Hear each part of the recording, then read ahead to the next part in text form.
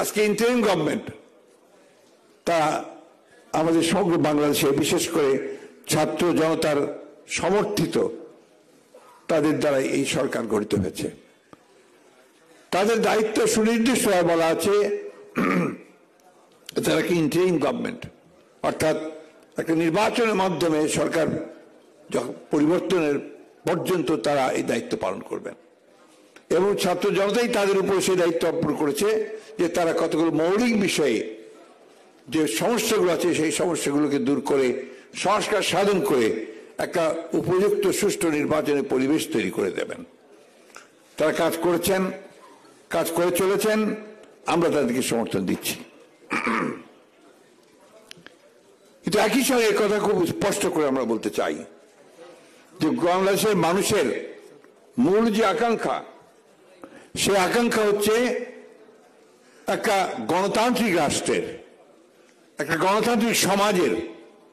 সেই আকাঙ্ক্ষাটাকে বাস্তবায়িত করতে আমাদের যে সমস্ত সমস্যাগুলো সৃষ্টি হচ্ছে সেগুলোকে দূর করতে হবে। তার বেশি কিছু করতে গেলে সময় যত বেশি যাবে তত বেশি সমস্যা তৈরি হবে।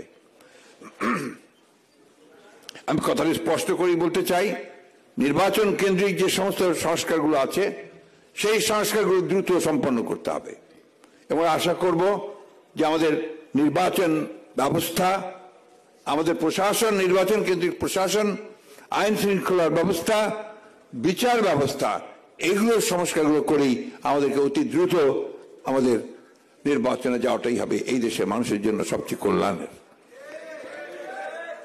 আমরা একটা জিনিস আমাদের নিজের মধ্যে আনতে হবে, আমরা মানুষের সামনে, যারা আমাদের চেয়ারম্যান সাহেব যে কথা বারবার বলছেন, যে আমরা মানুষের সামনে আমাদের যে ইমেজ, বিএনপির ইমেজ, সেটাকে যেন আমরা আগে যেভাবে ছিল সেইভাবে যেন ধরে রাখতে পারি। এটা আমাদেরকে রাখতে হবে, মানুষের সঙ্গে থাকতে হবে, তাই সুখে দুঃখে পাশে থাকতে হবে, আর সমস্ত অন্যায়কে প্রতিরোধ করতে হবে এবং অন্যায়ের বিরুদ্ধে দাঁড়াতে হবে।